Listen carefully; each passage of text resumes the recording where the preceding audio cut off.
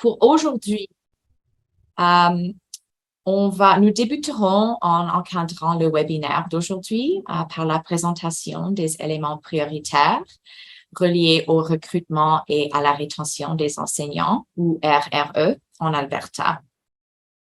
Nous inviterons ensuite les autorités scolaires qui ont reçu du financement fédéral pour la RRE de nous faire part d'informations détaillées sur leur projet et leur déroulement.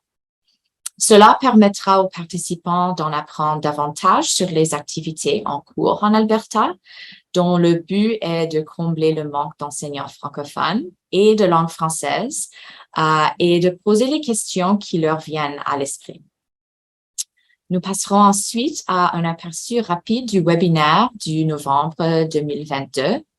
Et ceci sera utile quand nous arriverons à la 4e section où nous aurons des discussions en petits groupes permettant d'examiner de plus près où nous en sommes en ce qui concerne la RRE dans la province et comment nous pourrions aller de l'avant tout en tenant compte des changements survenus depuis 2018 lors de la RRE a débuté ainsi du travail qui a été effectué dans le cadre de cette stratégie.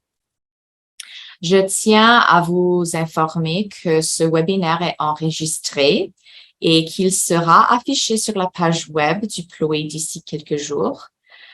Mais les discussions qui ont lieu dans les salles des sous-groupes ne seront pas enregistrées, mais nous demanderons que des représentants de chaque groupe fournissent, après la session de discussion, un sommaire des idées principales qui ont été discutées.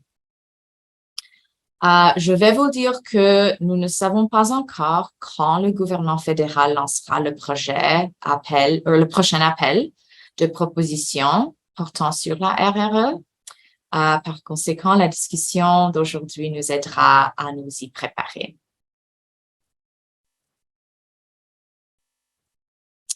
Bon, alors en décembre 2018, Alberta Education entreprenait des discussions avec les parties prenantes en éducation francophone et de français langue seconde. Les discussions portaient sur la situation actuelle en Alberta en ce qui concerne le recrutement et la rétention des enseignants. Ces discussions ont fait ressortir des éléments prioritaires pour la province. Et depuis, ces éléments prioritaires ont subi une évolution qui tient compte de la nouvelle réalité de la pandémie. Par exemple, le recrutement international faisait autrefois partie des priorités et est passé à un rang inférieur comparé à la réintégration des élèves après des perturbations reliées à la pandémie. Et maintenant, alors que les restrictions de la COVID-19 commencent à se relâcher, le moment est venu d'examiner de nouveau ces priorités. Vous allez voir cet arbre avec des pommes de différentes couleurs tout au long de la présentation. Et l'image représente les éléments prioritaires identifiés lors des séances d'engagement précédentes et montre comment ils sont abordés dans le cadre des divers projets de RRE. Alors, commençons maintenant par examiner un résumé des projets qui ont été approuvés depuis 2019. Il y a actuellement 5 projets de RRE qui sont terminés ou qui sont en cours en Alberta, qui ont été approuvés par PCH depuis le premier appel de proposition en 2019. Nous examinons les projets qui visent les enseignants francophones ainsi que les enseignants de français langue seconde aujourd'hui afin d'avoir une vue globale de ce qui se passe dans la province.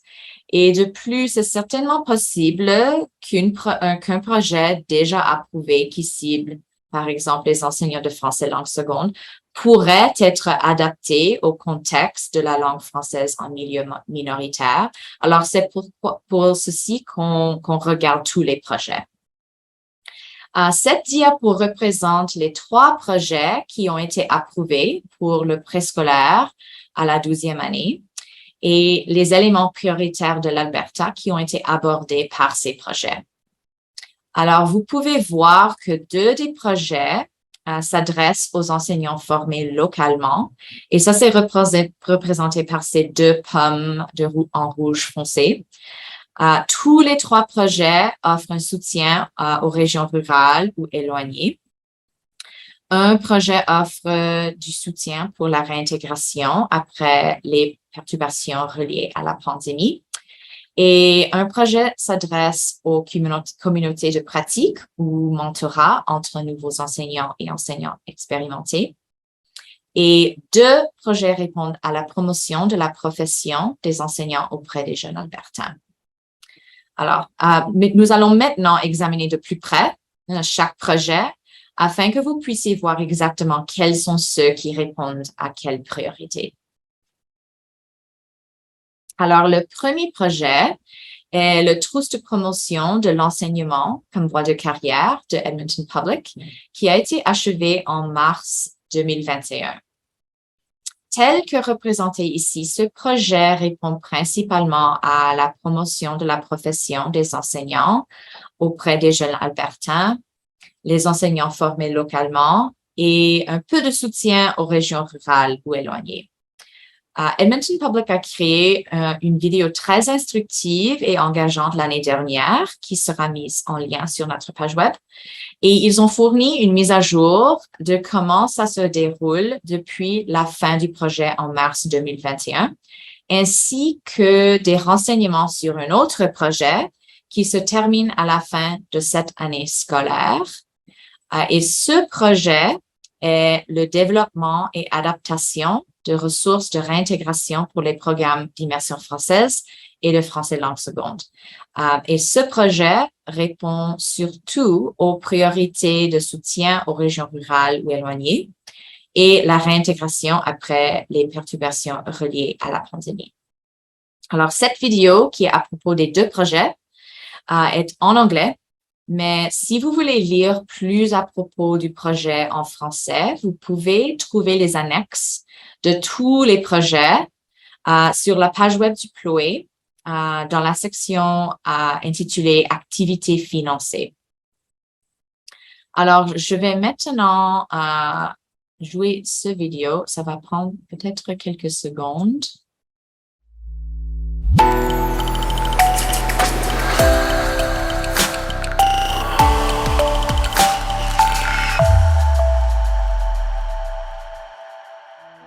Edmonton Public Schools est heureux de partager les projets de recrutement et rétention des enseignants élaborés au cours des 2 dernières années. En 2020-21, The Institute for Innovation in Second Language Education avec Edmonton Public Schools a élaboré une trousse à outils inspirée par la direction des directeurs des écoles d'immersion française pour promouvoir une carrière comme enseignant de français auprès des élèves albertains. Le site Be a French Teacher, c'est ta route, a été lancé en mars 2021 et propose aux élèves un parcours vers une carrière de professeur de français. Pour éveiller la curiosité, les élèves peuvent explorer les témoignages des enseignants et répondre à un quiz interactif pour se demander « Suis-je un professeur de français ?» La page Communauté fournit des informations sur les échanges et les possibilités locales d'apprentissage de la langue française. Sur la page Le Parcours, les élèves peuvent se renseigner sur les trajets d'apprentissage du français, les ressources de sensibilisation, les programmes postsecondaires et les évaluations des compétences linguistiques. Enfin, la page Soutien partage des informations sur les bourses d'études disponibles pour les apprenants français en Alberta. La trousse d'outils comprend également une chaîne YouTube qui présente des témoignages des professeurs et d'élèves de français qui partagent l'impact de l'apprentissage du français sur leur vie. Afin de promouvoir la trousse, du matériel promotionnel a été élaboré et distribué dans les classes du secondaire et du postsecondaire en Alberta. Le site web a inspiré les élèves à poursuivre leur apprentissage du français et à susciter la poursuite d'une carrière d'enseignant de français. En réponse à la pandémie, notre projet cette année se concentre sur la rétention des enseignants par le développement et l'adaptation de ressources de réinsertion sur les programmes d'immersion française et de français langue seconde. Pour les programmes d'immersion en français, les ressources de réinsertion incluent plus de 1700 leçons pour la maternelle à la 9e année en français, en art du langage, en mathématiques, en sciences et en études sociales, et des supports tels que des diapositifs, des pages de ressources et des vidéos. Les dossiers de soutien à l'enseignant d'immersion française s'alignent sur les programmes d'études de l'Alberta et sont conçus pour répondre aux besoins des apprenants de langue française. Ils comprennent une question directrice, un objectif et des résultats d'apprentissage, des étapes à suivre pour les enseignants, des possibilités d'évaluation tout au long de la leçon, des pages d'activités et de ressources pour les élèves selon les besoins, des pages de ressources pour les enseignants. Une variété de vidéos destinées à soutenir les élèves en immersion française dans les domaines de la conscience phonémique, de la numératie précoce et des stratégies de lecture, d'écriture et de présentation orale sont en cours d'élaboration. Les enseignants de français langue seconde peuvent accéder à 3 séries de dossiers de soutien aux enseignants, ainsi que des tâches d'évaluation des performances et de vidéos pour soutenir l'apprentissage des langues. La série Welcome to French se concentre sur la compréhension et la production orale afin de renforcer la maîtrise de la langue et la confiance en soi au début de l'année scolaire. Les dossiers renforcent les résultats clés de la communication et incluent une question directrice, un objectif et des résultats d'apprentissage, des étapes pour les enseignants, des vidéos et des diapositives, des possibilités d'évaluation, des idées pour un enseignement différencié, des pages de ressources pour les enseignants et des activités pour les étudiants. Les tâches d'évaluation des performances favorisent l'utilisation de la langue cible, l'engagement des élèves et la communication fonctionnelle en français. La série de vidéos Fundamentals in French enseigne les concepts clés de la langue française avec des supports visuels pour susciter l'intérêt des élèves. La série Dans ma communauté fait sortir l'apprentissage de la salle de classe et l'amène dans le monde réel en interagissant avec la communauté francophone d'Edmonton. Les réactions des enseignants au projet de recrutement et de rétention des enseignants ont été extrêmement positives. La gamme de ressources adaptables développées soutient les enseignants et les élèves dans une programmation et un apprentissage du français motivant et de haute qualité.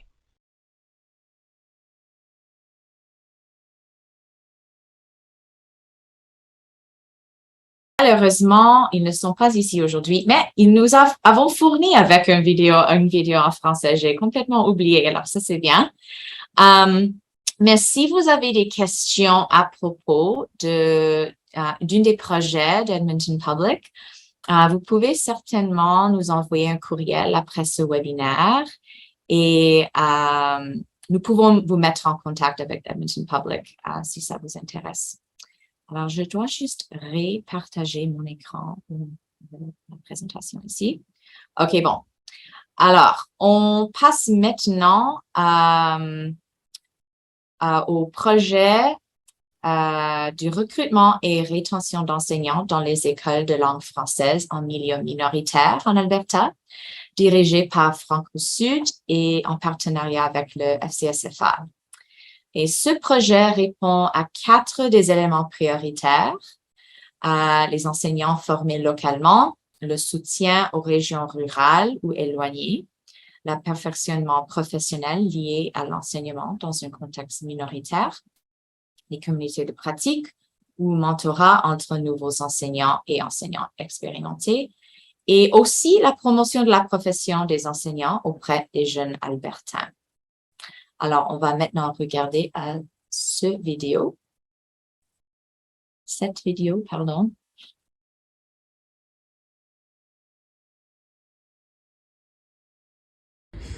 Alors, bonjour, mon nom est Julie Vaillancourt. Je travaille pour le Franco-Sud. Alors, simplement une petite présentation en lien avec le projet Rétention et Promotion.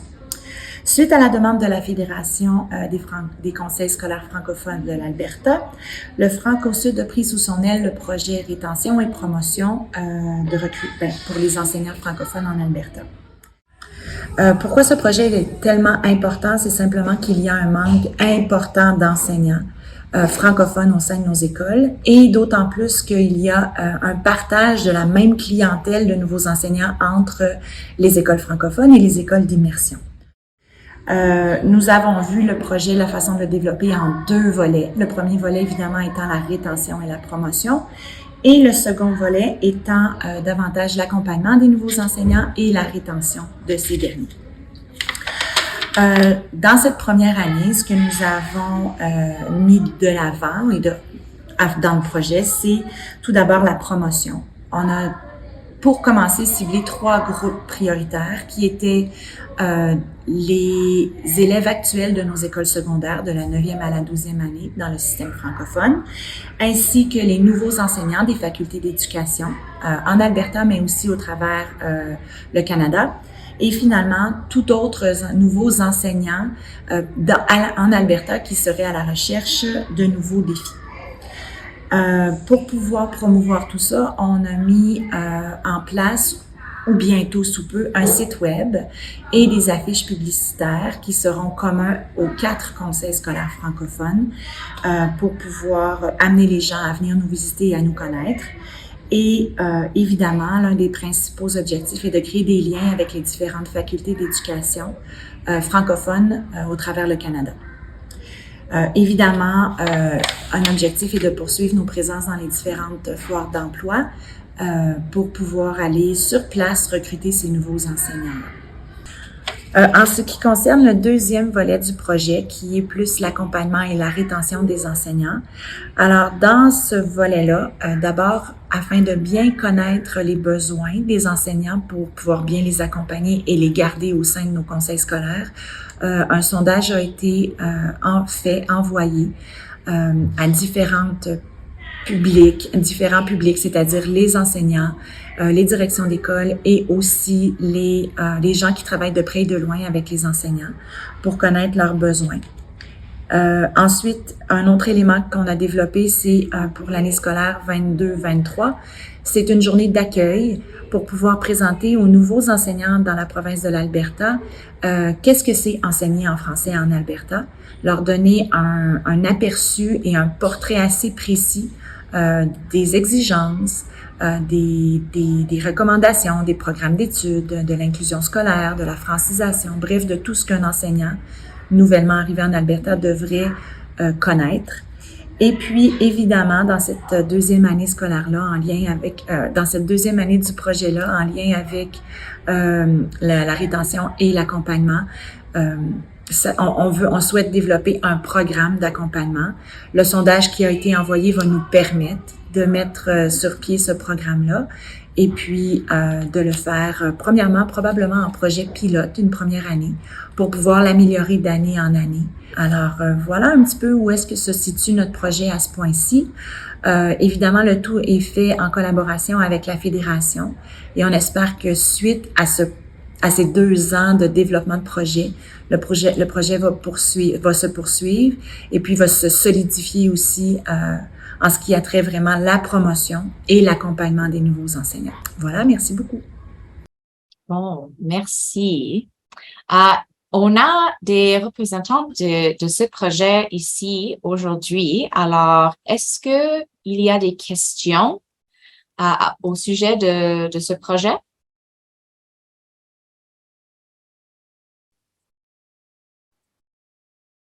Ah oui, je vois un main à Pierre Hébert. La première des choses, j'aimerais dire bonjour à tout le monde. C'est le fun de voir plein de visages que je n'ai pas vus ça fait longtemps. J'ai vu Amy, Julie et Théo il y a juste quelques jours, mais Lynn, puis Jason, puis Anne-Marie, puis Lisette. Bonjour Lisette, il faut que je le dise spécialement. OK, alors ma question pour vous, c'est ces belles affiches-là, elles vont être disponibles pour tout le monde dans la province? Ou est-ce qu'il y a comme un plan pour partager ça? Ou est-ce que j'aimerais savoir? Elles sont vraiment belles. Je pense que ça, c'est vraiment une belle façon d'encourager nos étudiants du secondaire à joindre la profession de l'enseignement. Là. Alors, je vous félicite, mais j'aimerais savoir s'ils vont être disponibles. Bonjour Pierre. En ce moment, je te dis pas non. Il faut que je passe par Anne-Marie et la Fédération pour savoir une fois qu'ils vont être approuvés par les 4 conseils scolaires, qu'est-ce qu'ils nous permettent de faire avec. Mais notre but final, c'est vraiment de faire une promotion at large. Donc, plus on va le distribuer et plus on va être présent dans les facultés et dans les endroits communs où il y a des enseignants, plus on va avoir atteint notre but. Alors, je te reviens. Bon, merci, Lynn. Est-ce qu'il y a des autres questions?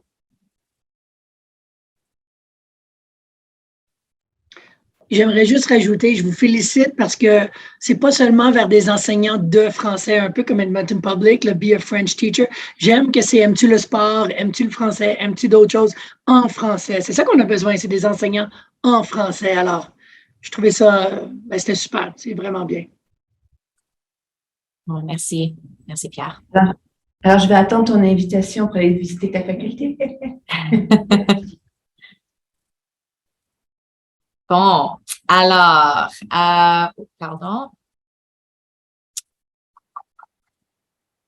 Je perds ma place ici. Voilà. OK, passons maintenant à nos projets qui visent le niveau postsecondaire. Alors, vous pouvez voir ici que 3 de ces projets soutiennent les enseignants formés localement, 2 soutiennent des régions rurales ou éloignées, et 2 répondent à la promotion de la profession des enseignants auprès des jeunes albertains. Vous pouvez voir ici qu'il y en a quelques-unes qui ne sont pas ciblées ici, mais ces projets, les projets préscolaires à la 12e année répondent aux éléments 3, 4 et 5. Alors, nous allons commencer par regarder la vidéo du Campus Saint-Jean sur le projet Espace de formation, accroître la capacité de répondre aux besoins d'enseignants. Ce projet répond surtout aux priorités d'enseignants formés localement, le soutien aux régions rurales ou éloignées et la promotion de la profession des enseignants auprès des jeunes albertains.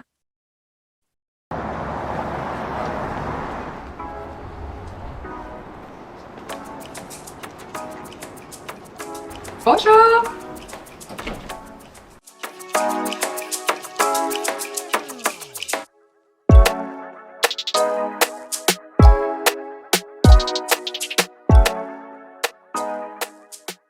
Le défi pour plusieurs conseils scolaires de la province est d'attirer et de garder les enseignants. Pour contrer cette situation, le Campus Saint-Jean offre maintenant des programmes en éducation dans les 3 communautés. En établissant ces 3 campus, le Campus Saint-Jean a commencé le recrutement des étudiants dans la région de Grande Prairie, Red Deer et Calgary.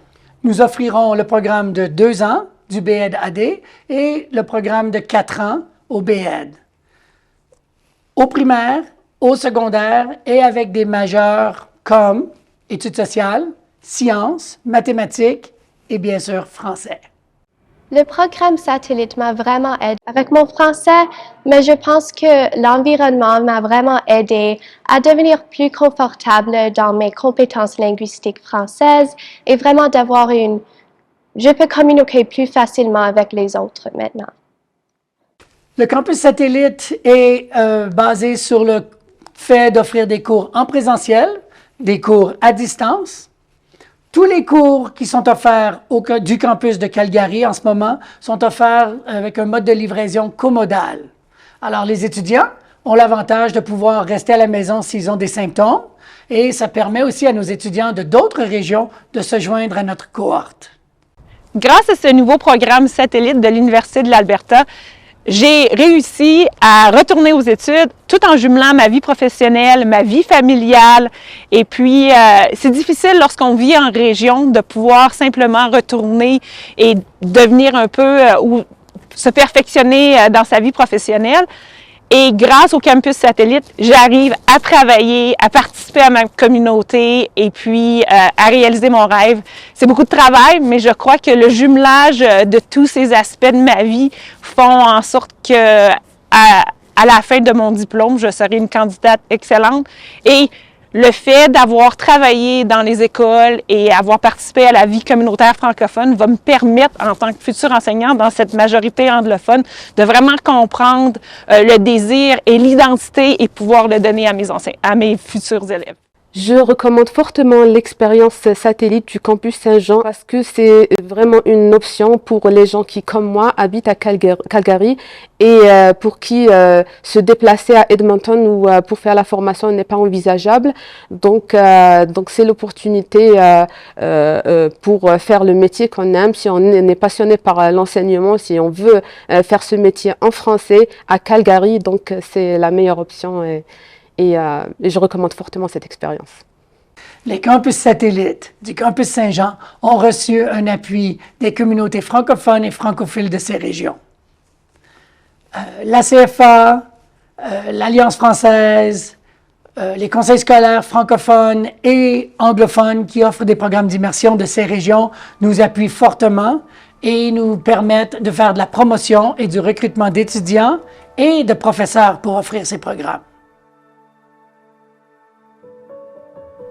Moi, clairement, ça a changé ma vie, parce que j'aurais jamais fait le baccalauréat en éducation si le campus satellite à Calgary n'avait pas existé. Donc, quand le campus Saint-Jean est venu faire la promotion de ce nouveau programme avec les moniteurs de langue, ça a été une révélation pour moi. Je me suis dit, je pensais que ça serait impossible pour moi de changer de carrière et d'aller dans l'enseignement. Et ça m'a ouvert en fait une possibilité que je pensais qui n'était pas possible. Donc pour moi, c'était vraiment une chance. Une chance, ça a changé ma vie, là, vraiment.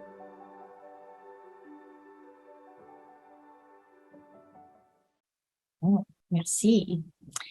Et on a Pierre ici, en direct, pour répondre à vos questions, si vous en avez à propos de ce projet. Est-ce qu'il y a des questions à propos de ce projet, Campus Saint-Jean? C'est Mireille. Je voulais juste dire que je trouve ça vraiment super. Puis je connais plusieurs gens qui ont passé à l'écran. Alors, je félicite le travail de Pierre. Je sais qu'il est un bon vendeur. Alors, je pense que le Campus Saint-Jean est en bonne main. Ce qu'on constate de la part de la Fédération des parents, c'est qu'on voit, c'est ça, le dernier témoignage l'a mentionné, là, le changement de carrière. Et c'est super, mais en même temps, ça met de la pression sur d'autres main-d'œuvre. Alors, c'est ça, comme nous, il y a plusieurs éducatrices en petite enfance qui visent une carrière en enseignement. Puis, on a une pénurie de main-d'œuvre au niveau de la petite enfance. Alors, je voulais juste faire le commentaire. Je ne dis pas qu'on ne devrait pas faire ce qu'on fait, mais c'est juste que, tu sais, ça change le mal de place dans un sens. Mais j'applaudis entièrement l'initiative des campus à l'extérieur d'Edmonton en région pour le campus Saint-Jean. C'est formidable. C'est un super, super projet qui devrait être refinancé et continuer à être financé. Merci Mireille, j'aime vraiment ton dernier commentaire, mais je veux aussi dire que tu as raison avec le premier commentaire. C'est pas quelque chose qu'on avait planifié, mais c'est quelque chose qu'on s'est rendu compte là, après la première année. Il y a plein de personnes qui travaillent dans la petite enfance, qui font un retour aux études à temps partiel, puis qui sont en train de faire leur bac en éducation avec nous. Je pense que c'est peut-être le temps d'ouvrir le collège à distance pour peut-être créer de nouvelles personnes en petite enfance qui vont peut-être prendre les premiers pas, puis après ça, continuer. Alors, je pense que si on fait les deux en même temps, ça pourrait être une bonne façon de l'approcher. On va voir où ça nous amène. Ou une concertation des efforts. Ça dit, hors sujet, peut-être pas nécessairement une question pour le Campus Saint-Jean, mais peut-être pour tout le monde qui sont dans ces projets-là. Puis je ne sais pas s'il y a une perspective de la part des parents et l'impact sur la carrière d'un enseignant. Une visite récente avec un de nos premiers professeurs de l'école francophone à Lethbridge, je l'ai vu, ça faisait 20 ans, je ne l'avais pas vu. Je l'ai vu récemment, puis elle n'a jamais abouti à une carrière comme direction d'école. Puis elle m'a carrément dit, elle dit, Mireille, c'est à cause des parents. Je ne veux pas dealer avec les parents. Je veux juste savoir ou je veux juste semer la graine auprès de ceux qui font, de penser, de peut-être intégrer la perspective de travailler avec les parents et si on peut aider là-dedans au niveau de la Fédération des parents. L'autre chose, c'est que je pense que je pense que nous, de notre côté, on a l'ouvrage à faire à sensibiliser les parents de comment dealer avec les professeurs aussi, que leurs interactions avec le personnel enseignant ont un impact sur la profession. Anyway, je voulais juste ouvrir cette parenthèse-là ou mettre ça dans le stationnement pour discussion. Merci. Merci, Mireille. D'autres questions, commentaires? Oui, je vois un main. Adrien. Oui, bonjour à toutes et à tous. Je ne sais pas si vous pouvez m'entendre, mais moi j'ai une question pour Pierre.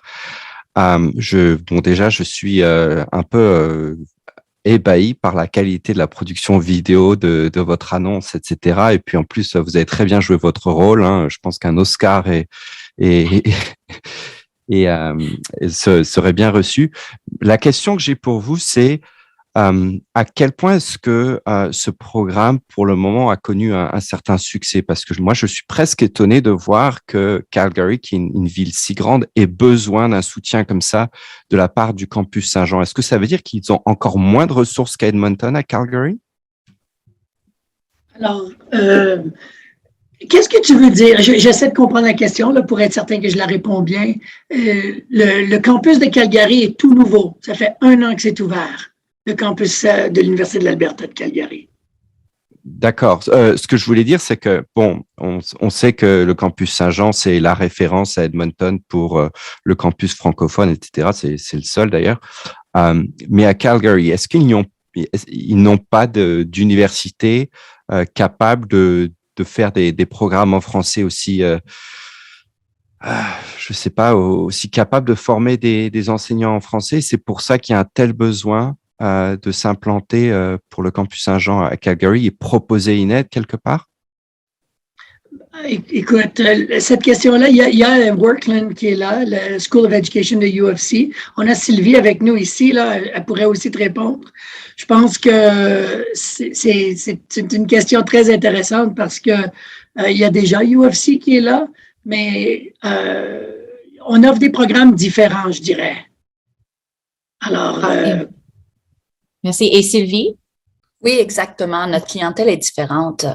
Toi, Pierre, vous focussez vraiment sur francophone et l'immersion aussi, mais nous, nos programmes sont bilingues. Alors, il faut absolument qu'ils parlent anglais pour entrer dans notre programme. Puis, on a notre spécialisation en français où on peut, on prépare les étudiants, surtout en immersion française et en français langue seconde.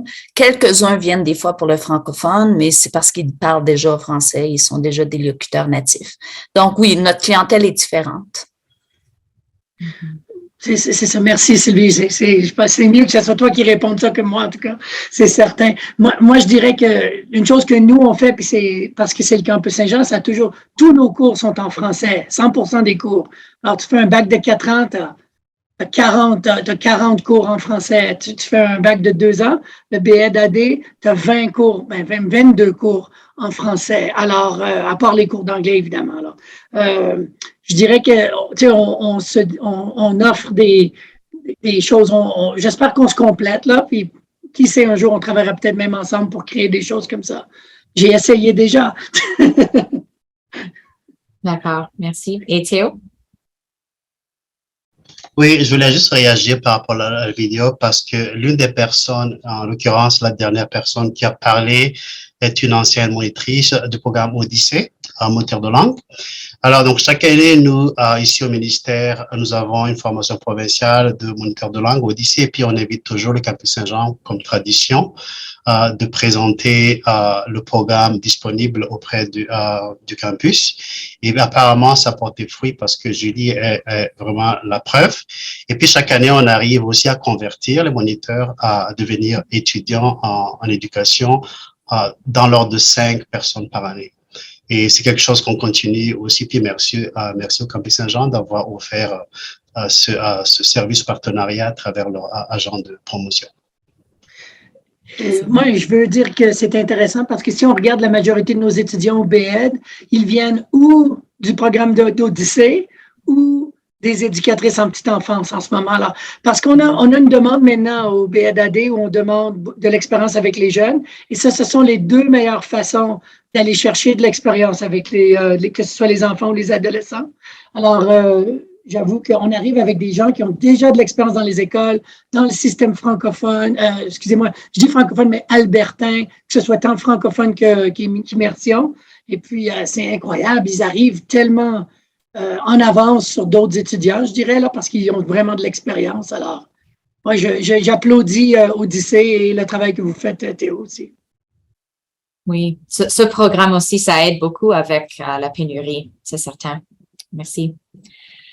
Alors, on va passer maintenant au prochain projet. C'est aussi du campus Saint-Jean, qui s'appelle l'amélioration du programme d'éducation au campus Saint-Jean et qui sera complété à la fin de cette année scolaire. Ce projet appuie principalement aux enseignants formés localement et au perfectionnement professionnel lié à l'enseignement dans un contexte minoritaire. Alors, on a une autre vidéo.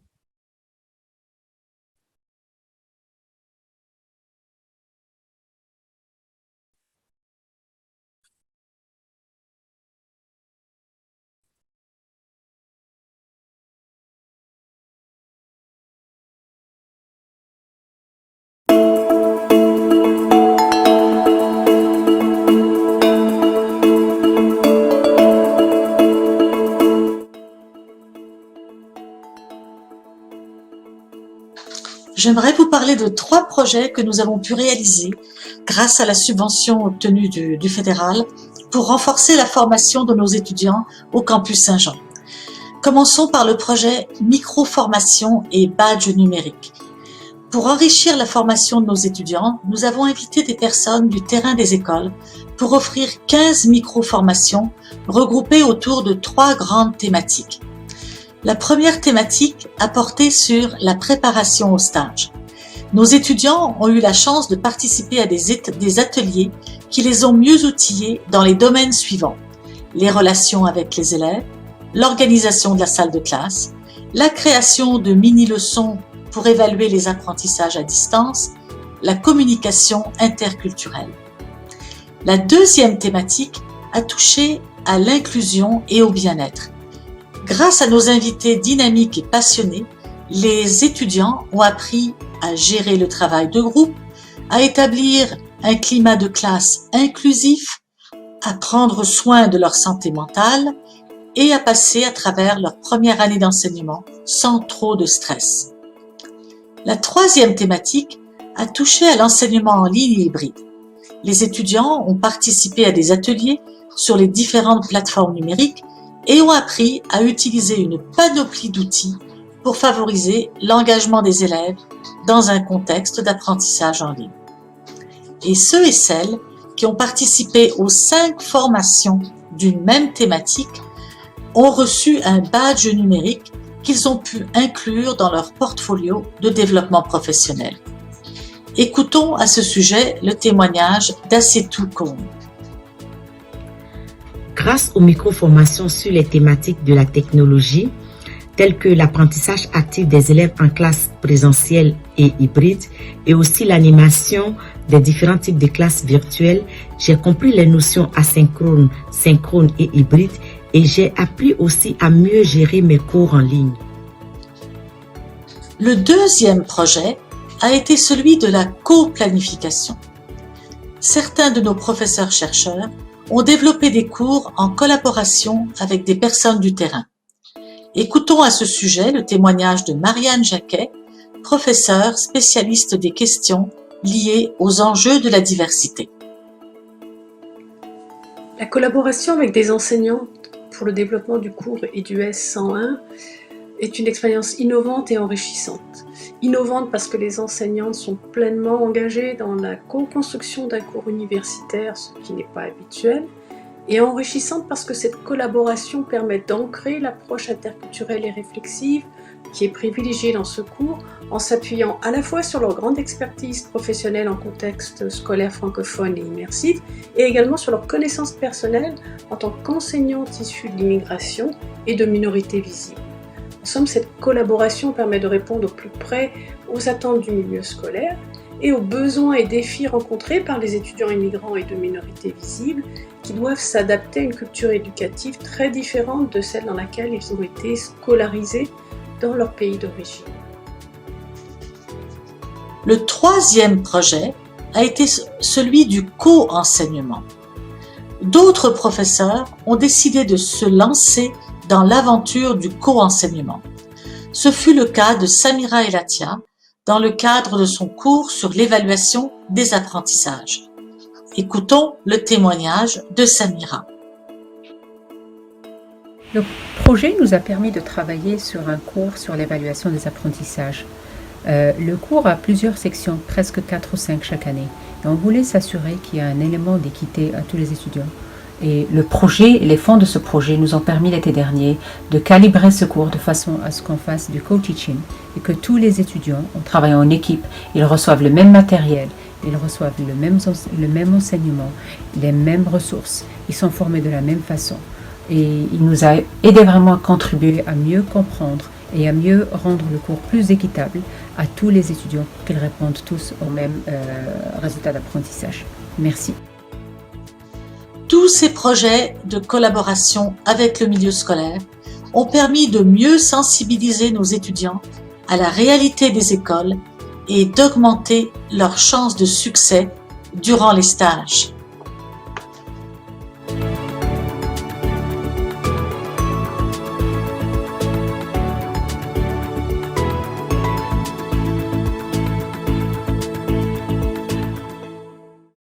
Merci beaucoup encore, Campus Saint-Jean. Y a-t-il des questions à propos de leur deuxième projet?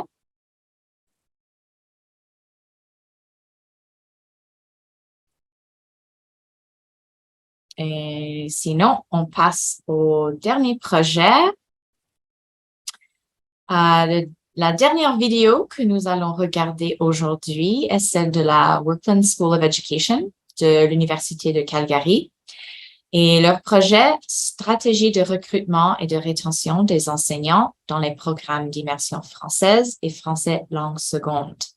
Ce projet répond aux priorités d'enseignants formés localement, soutien aux régions rurales ou éloignées et la promotion de la profession des enseignants auprès des jeunes albertains. Ce projet offre également l'avantage d'une collecte de données sur les enseignants d'immersion française et de français langue seconde dans la province. Alors, on va passer par cette dernière vidéo.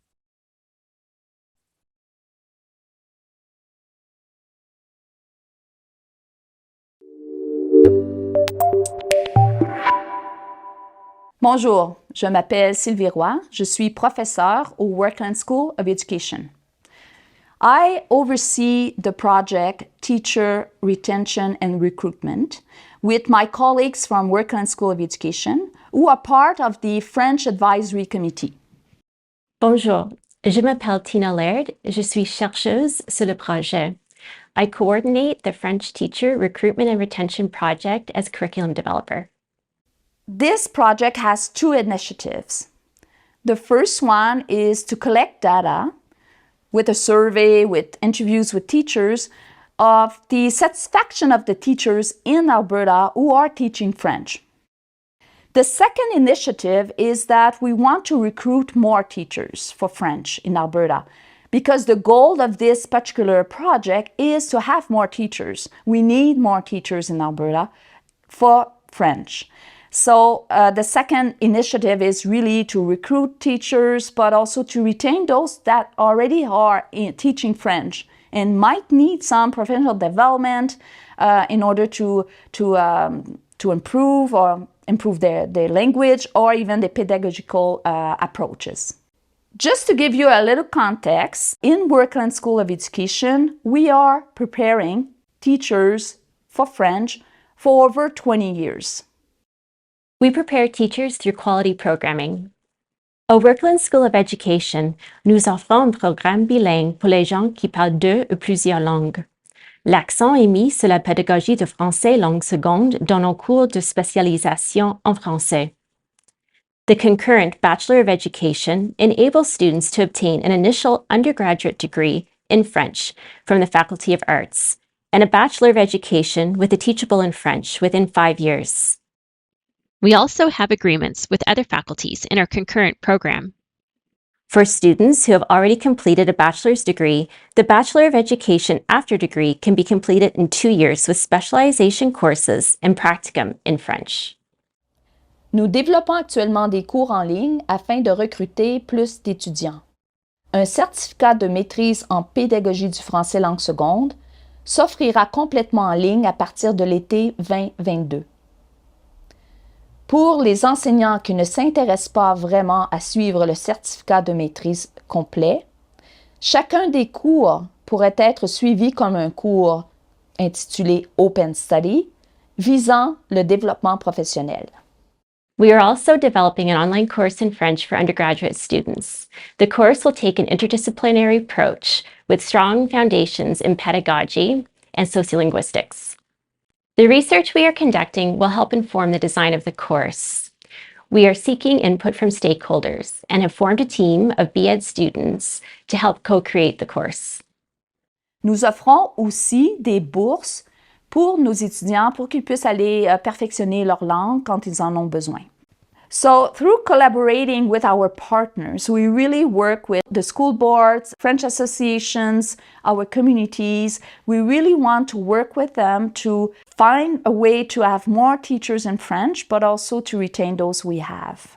By implementing this project, the Workland School of Education will be well situated to recruit, retain, and prepare potential teachers for French immersion and French as a second language. Merci beaucoup.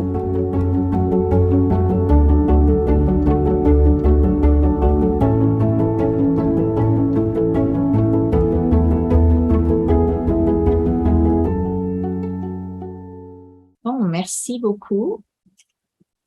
Et on a Sylvie Roy ici aujourd'hui si vous avez des questions à propos de ce projet ou commentaires même. Questions, commentaires? Oui, Adrien. Bonjour à nouveau, Sylvie, très belle vidéo également et très beau projet. Moi, la première question que j'ai, c'est est-ce que quelqu'un serait capable ici de me répondre et de quantifier un petit peu la pénurie d'enseignants en français en Alberta?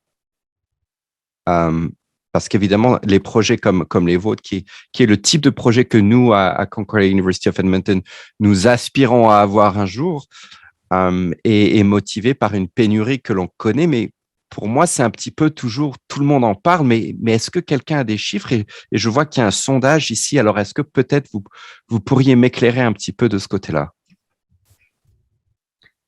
Je n'ai pas les chiffres exacts ici. Ce que je sais, par exemple, c'est que tous nos enseignants, nous, on a des petits groupes, c'est pas aussi gros que Pierre, sont toujours, ils trouvent toujours des emplois. À chaque année, tout le monde trouve des emplois. Ce qu'on avait vu, c'est qu'il y avait comme 10 000, je sais pas, Pierre, si tu as les chiffres, là, c'est qu'au Canada complet, il manque des enseignants de français. Alors, même s'ils viennent chez nous, ils peuvent aller enseigner dans une autre province parce qu'il y a tellement de demandes pour le français. Donc, je sais pas si Pierre, tu as des chiffres pour... Oui, j'ai pas les chiffres ici, mais là, je vais lancer la balle à Lisette. Est-ce qu'au ministère, on a des chiffres? Mais je sais que d'avoir des chiffres, c'est toujours compliqué. Alors, tout le monde sait ça, mais il y a eu plusieurs recherches qui ont été faites. Adrien est vraiment, là, c'est ça, comme au Campus Saint-Jean, comme à Workland, nos finissants ont des emplois. On a plusieurs étudiants qui ont des emplois avant même d'avoir fait leur deuxième stage dans certains cas. Alors, et là, on reçoit, nous, des demandes en ce moment que ce soit de Nanaimo, je pense que c'est Nanaimo qui m'a contacté. On a eu sur l'île de Vancouver 2 endroits, le nord de la province, pour des enseignants. On doit avoir eu comme une quinzaine de demandes dans les dernières 2 semaines. Les gens sont en train de recruter des enseignants et puis alors nous, on a une page, ça s'appelle le Carrefour. On met tout le monde qui nous contacte, on met l'annonce là, puis tous nos étudiants du Campus Saint-Jean savent que c'est un endroit où les postes sont affichés. Et Mais oui, mais d'avoir des chiffres, on en avait, mais je ne les aurais pas sous la main ici, là.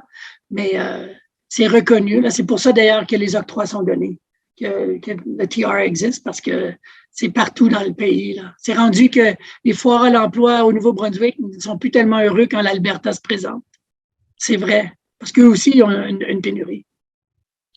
Oui, et Adrien, votre question, c'est vraiment quelque chose qu'on a parlé ici au ministère parce que surtout avec les enseignants français langue seconde et français immersion, on n'a pas les données et on n'a pas un système pour les collectionner. Cette information, c'est vraiment au conseil scolaire qui ont cette information. Alors, on travaille, on commence les conversations de vraiment savoir est-ce qu'il y a un système, une méthode où on pourra collectionner ces données. Parce que oui, on sait qu'on a une pénurie, mais on n'a pas les chiffres exacts de combien d'enseignants on a exactement, par exemple, de français immersion ou même français langue seconde dans la province. D'accord, merci à tous en tout cas. Merci. Alors, on va passer très rapidement de juste parler un peu aux discussions qui ont eu lieu en novembre au sujet du recrutement et de la rétention des enseignants francophones et de langue française. Et voici un aperçu des idées desquelles nous avons discuté lors du webinaire de la RRE en novembre. Et sur cette diapositive, on peut relier ces idées aux éléments prioritaires actuels. Sur la promotion de la profession des enseignants, auprès des jeunes albertains, nous avons entendu qu'il y a un besoin de recrutement des enseignants francophones qui commence bien avant l'université, d'utiliser les sites web pour promouvoir la profession auprès des élèves du secondaire, deuxième cycle, et de conserver nos élèves du secondaire pour qu'ils s'inscrivent à des programmes de baccalauréat en éducation en français. Et dans le cadre de soutien aux régions rurales ou éloignées, nous avons discuté comment pouvons-nous encourager les futurs enseignants et les nouveaux enseignants à déménager dans les régions éloignées et rurales. Et quels indicatifs pourraient être offerts? Nous avons aussi entendu qu'il faut promouvoir la culture francophone des communautés de langue minoritaires après des enseignants potentiels. Sous la priorité du perfectionnement professionnel lié à l'enseignement dans un contexte minoritaire, nous avons parlé de l'accès des enseignants aux ressources en français, y compris la traduction de documents déjà disponibles en anglais, et les possibilités d'apprentissage professionnel pour soutenir les enseignants dans leur rôle actuel. Nous constatons que des projets actuels comme la trousse de promotion de l'enseignement comme voie de carrière d'Edmonton Public cherchent à remédier à certains de ces problèmes et répondent aux deux premières préoccupations dans la catégorie violette de la promotion de la profession des enseignants auprès des jeunes albertains, mais qu'ils ciblent surtout le français langue seconde. Voici de nouveau des commentaires et questions à examiner. Sur cette diapo, on peut relier certaines idées à nos éléments prioritaires actuels, alors que d'autres idées ne peuvent pas être reliées à un thème déjà identifié, et ces idées sont en gris. On a entendu parler d'un site web pour informer les enseignants de possibilités d'emploi dans la province, que c'est important que tous les enseignants en Alberta ont accès à des programmes de mentorat et que le développement de ressources pour l'apprentissage en ligne et en personne contribuera à soutenir les enseignants de langue française. Quelques idées discutées qui ne font pas partie de ces éléments prioritaires étaient l'importance de la collaboration entre les universités, les associations et les autorités scolaires et de la collecte de données sur les enseignants brevetés et les futurs enseignants de l'Alberta. Parmi ces idées, le projet de Franco-Sud est un excellent exemple qui s'inscrit dans la catégorie bleue et offre des possibilités de mentorat entre les nouveaux enseignants et les enseignants expérimentés. De plus, le projet de réintégration après les perturbations reliées à la pandémie d'Edmonton Public correspond à la catégorie jaune, mais encore une fois, plutôt avec le français langue seconde et immersion française. De nombreux participants étaient d'accord que le recrutement d'enseignants de langue française ou francophone commence avant l'université et qu'il serait très avantageux d'encourager les élèves de l'éducation francophone, programme d'immersion française et de français langue seconde, d'obtenir le diplôme et de continuer leur étude en français. Alors, c'est le temps maintenant pour un petit pause avant qu'on passe aux discussions. Alors, on va se réunir à exactement 11h05. Je vais vous donner une petite pause. On va laisser du temps pour les discussions. Alors, on va continuer. On va maintenant discuter des priorités à venir en termes d'une stratégie de recrutement et de rétention des enseignants. Alors, nous allons maintenant vous répartir dans des sous-groupes et vous aurez 30 minutes, c'est pas beaucoup, je sais, mais 30 minutes pour discuter de quelques questions. Amy a déjà partagé un document dans le chat avec les questions pour que vous puissiez les consulter pendant les discussions. Et moi, il y aura 2 groupes. Moi, je vais modérer une des groupes et Amy va faire la modération de l'autre. Et il y aura une représentante d'Alberta Education aussi dans chacun qui prendra des notes. Et maintenant que vous savez quels projets de la RRE sont présentement en cours et que vous connaissez les problématiques qui continuent,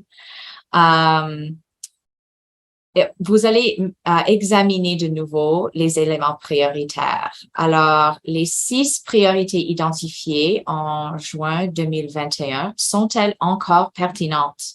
Et ces 6 sont dans le chat et ils sont également dans le document que Amy a partagé. Et pourquoi ou pourquoi pas est-ce qu'ils sont pertinentes? Et existe-t-il de nouvelles priorités concernant le recrutement et la rétention des enseignants francophones en Alberta? Et à quel projet croyez-vous que les autorités scolaires, les établissements postsecondaires ou organismes pourraient collaborer? Je tiens à vous rappeler que ce webinaire est enregistré et qu'il sera affiché sur la page web du PLOE. Toutefois, ces discussions qui ont lieu dans les salles sous-groupes ne seront pas enregistrées. Alors, s'il vous plaît, à la fin de vos conversations, veuillez identifier un représentant ou une représentante qui nous fera part des principales idées dont vous avez discuté en petits groupes quand nous retournerons à notre salle de réunion. Alors, il y aura quelqu'un qui prend des notes de Alberta Education aussi. Je vous demande également de cliquer sur les 3 points dans le coin supérieur droit de votre image et de changer votre nom d'affichage pour qu'il inclue également votre autorité scolaire ou organisme. Veuillez prendre quelques instants pour changer votre nom d'affichage pour que nous sachions tout qui vous représentez. Et le moment est venu d'aller dans votre groupe. Alors, Amy, vous pourrez...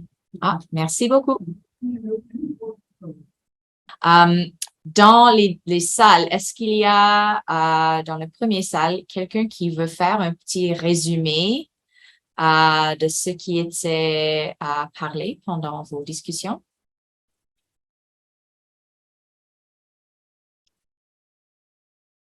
Ou dans votre groupe, Amy, qui est le...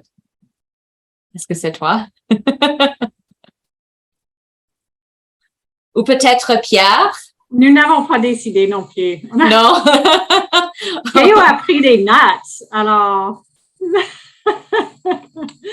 Oui, je peux me lancer si vous voulez. Je n'étais pas être désigné, mais je peux toujours. Parce que j'ai pris des notes. Oui, donc par rapport aux questions à poser, donc il y a la première question porte sur les 6 priorités. Alors donc il y a d'abord la question de pour la première priorité, c'est l'importance de considérer la diversité, puis considérer également la difficulté de comprendre le système d'enseignement en Alberta, parce qu'il y a des enseignants qui arrivent qui ne comprennent pas vraiment comment fonctionne le système, même s'ils sont vraiment qualifiés comme enseignants, mais ils ne connaissent pas ou très peu le système en éducation, mettre l'effort pour attirer les gens issus de l'immigration. Ça a été dit aussi, ça, puis prendre le temps le programme d'immersion, oui, prendre le temps d'expliquer la différence entre c'est quoi l'éducation dans le système francophone versus français immersion, bien encadrer les enseignants sur cette question-là. Pour la question numéro 2, la priorité numéro 2, c'est toujours pertinente, former sur place, bien évidemment, puis garder donc former les enseignants qui se trouvent dans les régions éloignées ou rurales, et puis autant que possible les garder sur place, parce qu'on sait que les gens qui viennent des grandes villes, parfois, ils ont du mal à aller dans d'autres endroits. Et puis aussi, l'exemple, par exemple, les cours à distance, Campus Saint-Jean, et puis les campus satellites aussi, ça renforce cet objectif-là. Pour ici, je suis toujours question de OK. Donc, prendre connaissance de la pénurie existante et puis inciter les stagiaires à aller en région, soutenir financièrement ces personnes parce qu'il y a un coût pour aller dans des régions éloignées. Et donc, faire campagne pour développer un intérêt à ces régions-là pour attirer les jeunes stagiaires. Donc, l'une des choses évoquées est vraiment que le gouvernement doit trouver un moyen de financer cette initiative. Tout à fait programme de bourse ou toutes sortes d'initiatives qui pourraient financièrement soutenir le programme. La priorité numéro 3, la plupart des gens dans nos groupes trouvent que ce n'est plus pertinent parce qu'on est vraiment à la sortie du COVID et puis il y a d'autres façons d'apprendre. Donc, le COVID a apporté peut-être un point négatif, mais aussi un point positif parce que ça nous a permis de modifier notre façon d'apprentissage. Et c'est pas nécessairement mauvais en termes de méthode, mais peut-être c'est moins important que les autres priorités. Corrigez-moi si je me trompe, mais je pense que c'était ce que j'aurais dit. Pour la priorité numéro 4,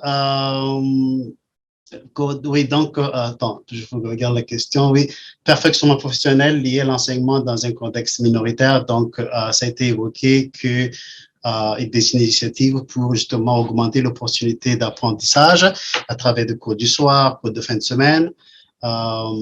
C'est la pierre angulaire d'après certains membres de notre groupe. Puis revenir à l'ancienne méthode afin de former les gens au début de l'année scolaire pour leur donner du contexte et des ressources suffisantes pour bien préparer l'année scolaire. Et donc, le partenariat est vraiment essentiel pour cette question. Pour la question numéro 5, la priorité numéro 5, je m'excuse, c'est concernant le mentorat, donc doit être fait à différents niveaux et par des gens, par les collègues ou des gens de l'externe. Et puis, ça doit être élastique et également en termes de temps et puis diversifier, adapter le mentorat. Pour la dernière priorité, c'était la promotion de la profession d'enseignement auprès des élèves. Et on pense que la TA doit également avoir un rôle là-dessus pour justement faire une campagne de promotion pour inciter les gens à connaître c'est quoi l'avantage et puis ce qu'apporte être enseignant. Et puis focaliser sur la promotion de l'enseignant. Et donc, au lieu de parler beaucoup de choses sur ce volet-là, il faudra peut-être juste canaliser le terme à faire la promotion de la profession d'enseignement, simplement. Donc, c'est vraiment, peut-être c'est important parce que la pénurie d'enseignement est très sentie. Et puis, l'une des choses qui est également dit, c'est que il faudra que les gens continuent à pratiquer le français, parce que s'ils faisaient partie du programme français d'immersion, puis au bout de quelques années, ils sont éloignés du système, ils vont commencer à perdre le français, peut-être par conséquent perdre également l'intérêt d'aller en enseignement du français ou en français. Alors, pour la question numéro 3, y a-t-il de nouvelles priorités concernant le recrutement et la rétention des enseignants? Alors, donc, le seul point qui a été évoqué, parce qu'on n'avait pas beaucoup de temps, c'était la durée des octrois. Donc, ça a un lien, j'imagine, avec le financement du patrimoine canadien, l'annonce, les propositions, et puis également la confirmation des financements, parce qu'il y a toute une chaîne d'échéances qui ne sont pas nécessairement compatibles avec notre calendrier ici. Alors, donc, c'est quelque chose qu'il faudra considérer. Je ne sais pas à quel niveau on pourrait influencer le patrimoine sur cette question, mais en tout cas, c'est un travail entre le ministère de l'Éducation, le patrimoine, également nos parties prenantes. Pour la dernière question, on ne l'a pas abordée parce qu'on était déjà coupé. Alors, c'est ça. J'espère que j'ai bien reflété les discussions, mes amis, dans le groupe. Merci, Théo. Alors, je vais en prendre la parole et si je manque quelque chose ou si quelqu'un de ma groupe veut en dire plus, s'il vous plaît, n'hésitez pas à m'interrompre. On a parlé pas mal de les mêmes choses. On avait beaucoup des mêmes idées. Mais je vais aussi dire on a parlé encore de l'aide financière pour les gens qui font leurs stages dans les régions rurales. On veut les encourager de faire les stages dans les régions rurales et éloignées. Et que peut-être ceci n'est pas nécessairement un projet d'1 an ou 2 ans et que peut-être on devra réexaminer le plan d'action et les initiatives auxquelles on utilise les fonds réguliers du PLOE pour un projet comme ceci. Alors, on aura les conversations internes au ministère avec Advanced Education pour voir pour le prochain cycle, est-ce que ça serait peut-être possible. Mais aux questions de nouveaux priorités, on a parlé de l'appui des enseignants. Peut-être ça c'est une sous-catégorie avec le perfectionnement professionnel, les communautés de pratique, mais on a parlé aussi de l'insécurité linguistique des élèves, mais aussi des enseignants, et que ça pourrait être une nouvelle priorité qu'on pourra cibler avec un projet, et qu'il y a aussi beaucoup de ressources nationales à ce sujet.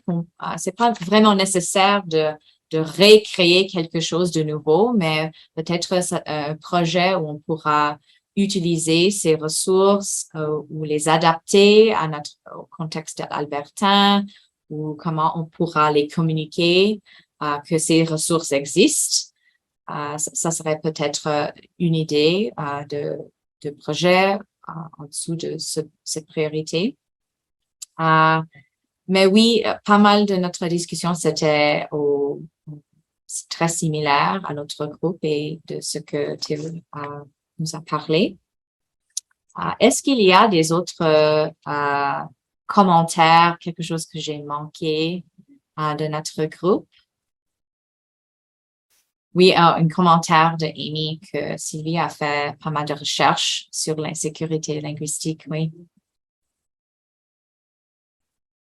Anne-Marie.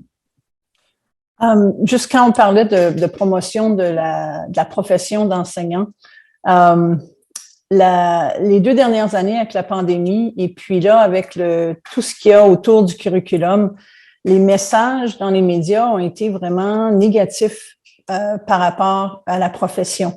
D'un côté, c'est stressant, c'est vraiment difficile, les gens quittent. Le curriculum est épouvantable, qu'est-ce qu'on fait aux enseignants? Alors ça, c'est le message que les gens entendent. Alors, il va vraiment falloir redorer le blason de la profession d'enseignant parce que les jeunes, présentement, c'est ce qu'ils entendent. Alors, moi, je me dis que ce qu'on a entendu depuis quelques années, est-ce que ça donne le goût à des jeunes de dire « Ah oui, je vais être enseignant quand je vais être plus grande », je suis pas certaine. Alors, il y a peut-être quelque chose à essayer de faire de ce côté-là aussi. Merci Anne-Marie. Alors peut-être la promotion, c'est une priorité plus prioritaire. Pierre? Je peux ajouter quelque chose, Julie? On a parlé que peut-être l'ATA devrait être impliquée dans ça aussi. Okay, ça, c'est un petit message ici et là, c'est certain. Puis l'autre chose, c'est que, je sais que Sylvie, ça doit être la même chose, mais nous, en faisant du recrutement, les institutions postsecondaires, on se retrouve à faire beaucoup de promotions aussi. On parle de comment c'est bon, comment c'est une carrière qui est enrichissante, qui est, on voit que Franco-Sud a un beau projet aussi, là, mais il faut continuer, c'est certain. Oui, merci. Et Sylvie? Oui, en parlant de l'insécurité linguistique, c'est si on pratique la langue, on devient plus confiant, la compétence monte, la confiance monte, l'insécurité descend. Alors, la pratique de la langue, aller pratiquer quelque part, qu'on soit francophone ou pas. Donc, vivre dans la langue, même. Mm-hmm. Alors, pouvons-nous arriver à un consensus au sujet des priorités qui doivent être enlevées ou ajoutées? Alors, j'entends que numéro 3, réintégration après les perturbations reliées à la pandémie, c'est pas vraiment une priorité à ce moment, une priorité exacte, mais le soutien des enseignants, l'appui des enseignants avec le nouveau curriculum, avec des ressources, avec l'insécurité linguistique, ça c'est important. Et un peu plus long terme, est-ce qu'il y a, j'entends que toutes les autres priorités sont encore importantes. Alors, un consensus d'enlever le 3e et peut-être le remplacer avec l'appui, avec l'insécurité linguistique. Est-ce que ça, c'est ce que j'entends? Ou même l'insécurité linguistique, l'appui des enseignants? Mettez des commentaires.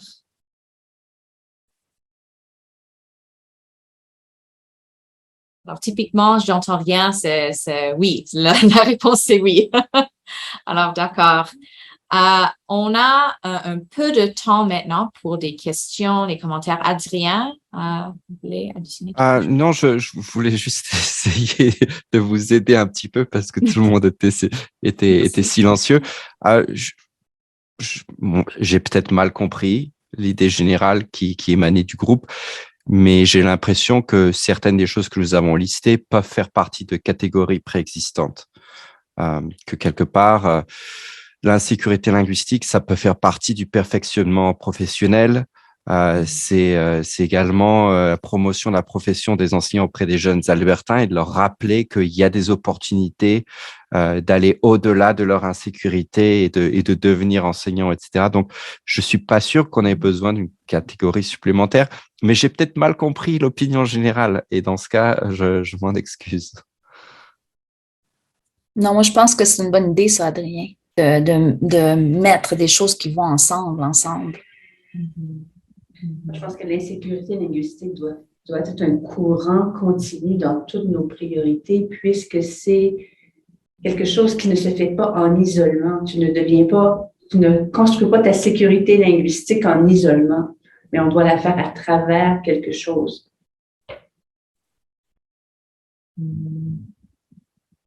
Oui, je comprends. Je vois absolument dans les commentaires. D'accord. On a juste 5 minutes pour des questions, d'autres commentaires. Sylvie? Juste peut-être ça doit être dans le développement professionnel. C'est toutes les nouvelles pédagogies. Je dis, il y a des nouvelles idées qui sortent sur les pédagogies, donc ça devrait se faire ça va avec l'insécurité linguistique aussi, les recherches qui sont faites là-dedans. Donc, développement professionnel avec la pédagogie comme telle.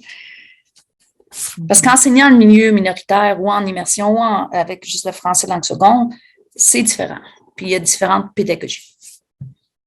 Oui, peut-être généraliser un peu plus ce numéro 4 avec les sous-catégories. Alors, si numéro 4, c'est perfectionnement professionnel ou l'appui des enseignants, et en dessous, on a tel que enseigner dans un contexte minoritaire, l'insécurité linguistique, les ressources pour le nouveau curriculum, les ressources pour utiliser dans un contexte minoritaire.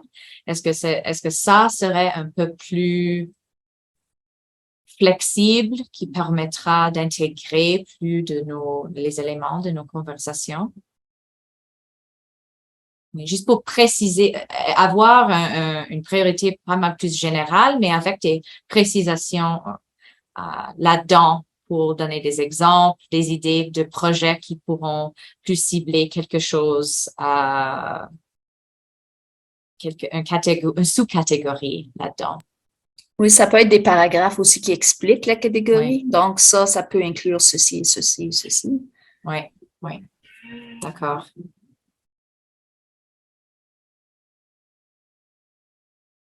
Oh.